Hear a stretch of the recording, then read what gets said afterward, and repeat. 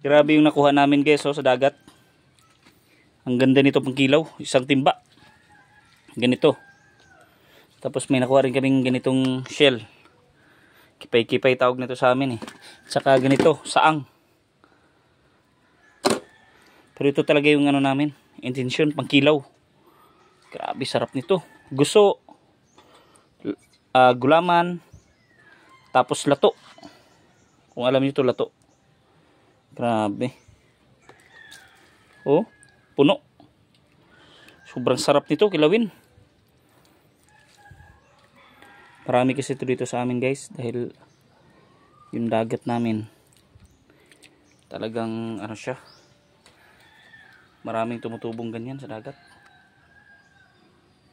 Sulit. Isang timba na maliit. Ito naman lato. Ano to?